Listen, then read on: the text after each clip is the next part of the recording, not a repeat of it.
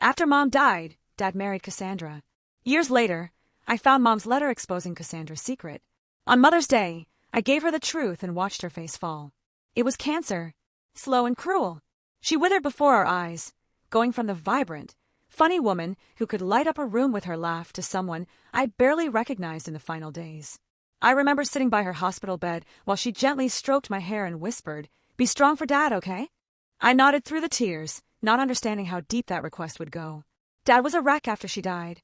He tried to hold it together, but I'd hear him crying at night through the walls. 4 months. It was just the two of us in the quiet house. He'd leave takeout boxes on the counter, forget to do laundry, and throw himself into work to avoid being home too much.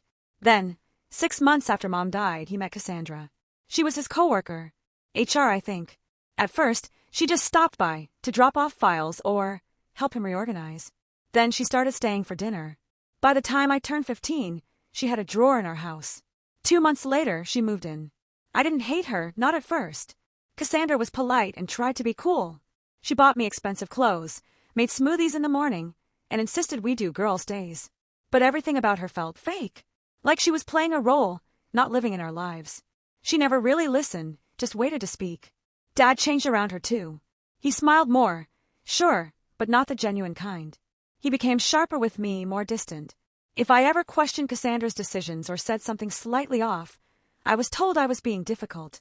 A year after she moved in, they got married. Small ceremony, just a few friends and some coworkers. No extended family. No pictures of Mom in sight. I sat quietly in a pale blue dress that Cassandra picked for me, feeling like a prop in a play I never auditioned for. Time passed. I finished high school, started college, moved out. We kept in touch, but I avoided going home more than I had to. Holidays were awkward and forced. Cassandra always made a show of giving me overly elaborate gifts, bragging about them at the table like she was scoring points. Dad went along with it.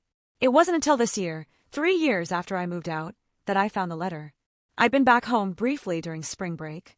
Cassandra and Dad were away on some wine country weekend, and I was supposed to watch the cat and water the succulents. Bored and nostalgic, I found myself in the attic looking for a box of old family photos Mom used to keep. That's when I found it. A small floral box, hidden under a stack of outdated Christmas decorations. Inside were old letters, most addressed to me, some to Dad. But one stood out. It was sealed. The envelope just read, "If something happens to me." The handwriting was unmistakably Mom's. I froze. For a moment, I wondered if I should open it. Maybe it wasn't for me. Maybe it would just hurt. But curiosity and instinct overrode the hesitation. I sat cross-legged on the attic floor and tore the seal. What I read flipped my world upside down. She knew something. She suspected Cassandra, asterisk before asterisk she died. And she had proof. The letter was handwritten, folded neatly into thirds. The ink had faded just slightly, but every word hit like a punch. If you're reading this, I'm probably gone. I need you to know something I couldn't say out loud. Not because I didn't trust you, but because I wasn't sure how deep it all went, and I didn't want to burden you until I was sure. I could feel my heart pounding. Her name is Cassandra Monroe. She worked at your father's office, and at first, I thought nothing of it. She was friendly, overly so. Too curious about our life, our finances, our routine. It felt off. I started noticing things, calls Dad wouldn't explain, receipts for places he said he'd never been, changes in behavior. But what made it worse was that Cassandra started calling our house when your father wasn't home. Once, she even asked if I was feeling well lately. That was months before my diagnosis. My chest tightened. I started documenting things. I'm not accusing her of anything yet, but I don't believe she's innocent. There's a manila envelope hidden in the back of my old jewelry box, under the felt lining. If you're reading this and something feels wrong, I need you to look there. I ran, practically tripping down the attic stairs. Mom's old jewelry box had been shoved into the back of my dad's closet. It was dusty, but I recognized the golden rose emblem on top. I opened it and lifted the velvet lining. Beneath it was the envelope, just like she said. Inside, printed emails, bank statements, a flash drive, even a hand-drawn timeline. She'd done her homework. I started reading. The emails were damning. One stood out immediately, an email from Cassandra to someone named Brendel, dated almost 9 months before Mom passed. He's getting weaker. She doesn't trust me, but it's manageable. Give it time. He'll cave. She won't be around much longer anyway. I scrolled through more. Conversations about life insurance policies. One that mentioned a policy Dad took out 6 months before Mom's diagnosis. A new one, with Cassandra as the co-signer. The flash drive held screenshots and a recording. Mom had recorded a phone call between Cassandra and someone else. I don't know how she got it, but Cassandra was talking about finally getting the house and not needing to wait much longer. My mom didn't just suspect, she knew. And she tried to protect us in her own quiet way. I felt like I couldn't breathe. Everything I thought I had put behind me, the way Cassandra moved in so quickly, how Dad became cold, how Cassandra always tried so hard to get on my good side, it all made sense now. She didn't just marry my dad. She manipulated him, maybe even helped accelerate Mom's decline. And worst of all, she got away with it. Until now, I copied everything to my laptop, printed out the worst emails, saved the audio file to my phone. I didn't know exactly what I was going to do, but I knew when I would do it. Mother's Day was coming up. Cassandra always made a huge deal about it. We should honor all moms, she'd say, loud and proud, like she wanted praise for stepping into my mom's shoes. This year, I would give her a gift. The truth. And I would watch her face fall when she realized she wasn't fooling anyone anymore. Mother's Day arrived bright and sunny, one of those days that would have been perfect for brunch and a long walk with Mom. But this year, I had something else planned. I hadn't said much to Dad since I found the letter. I texted that I'd be coming for Mother's Day dinner, which Cassandra had already planned, of course. She loved playing hostess, pretending like she had built the family from scratch.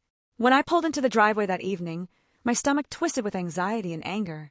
The truth was in my bag, the documents, the audio file, the printed emails.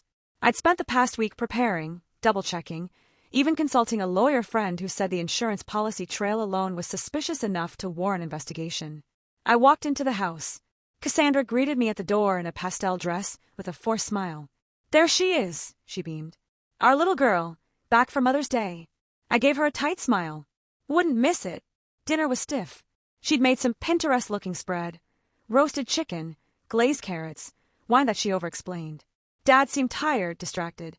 He talked about work, asked about my classes, and smiled the way someone does when they're trying not to see cracks in the glass. After dessert, a strawberry tart Cassandra proudly called, just like your mother's recipe. I excused myself, went to the car, and returned with the gift bag. Here, I said, handing it to her. Happy Mother's Day. She raised an eyebrow, surprised. You didn't have to get me anything.